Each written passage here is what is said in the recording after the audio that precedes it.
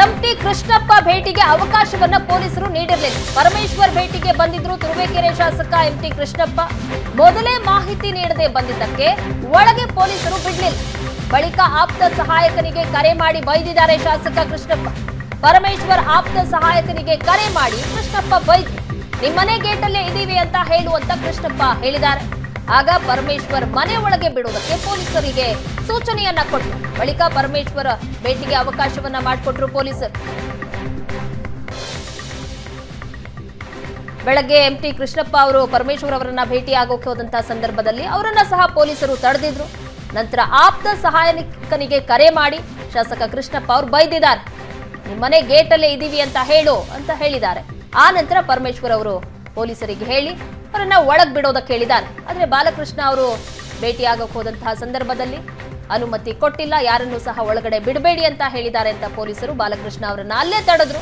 ಬಾಲಕೃಷ್ಣ ಅವರು ಕಾದು ಕಾದು ವಾಪಸ್ ಹೋಗಿದ್ದಾರೆ. ಬೆಳಗ್ಗೆ ಕೃಷ್ಣಪ್ಪ ಅವರು ಬಂದಾಗ್ಲೂ ಸಹ ಅದೇ ರೀತಿಯಾಗಿತ್ತು. ಆದ್ರೆ ಕೃಷ್ಣಪ್ಪ ಅವರು ಗೃಹ ಸಚಿವರ ಆಪ್ತ ಸಹಾಯಕನಿಗೆ ಕರೆ ಮಾಡಿ ಬೈದ್ರು. ಆ ನಂತರ ಅವರಿಗೆ ಒಳಗಡೆ ಹೋಗೋದಕ್ಕೆ ಅವಕಾಶ ಸಿಕ್ತು. ಬಾಲಕೃಷ್ಣ ಅವರು ಕಾದು ಕಾದು ಕೊನೆಗೂ ಅನುಮತಿ ಸಿಕ್ಲಿಲ್ಲ ಅವರು ಒಳಗಡೆ ಹೋಗೋದಕ್ಕೆ, ಹಾಗಾಗಿ ವಾಪಸ್ ಹೋಗಿದ್ದಾರೆ.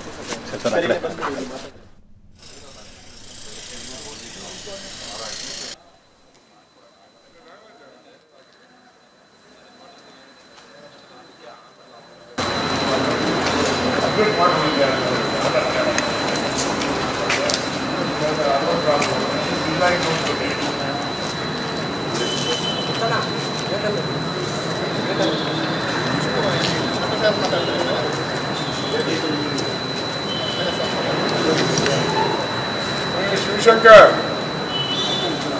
ನನ್ನ ಸಾಹೇಬ್ರಿಗೆ ನಾನು ಸ್ಟ್ರೈಕ್ ಮಾಡ್ತಾ ಇದ್ದೀನಿ. ನೀರಿಂದು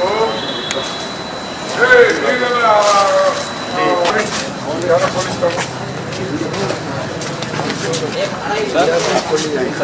ಲೆಟರ್ ಹೇಳಿ ಪೊಲೀಸ್ ಮಾಡ್ತೀವಿ.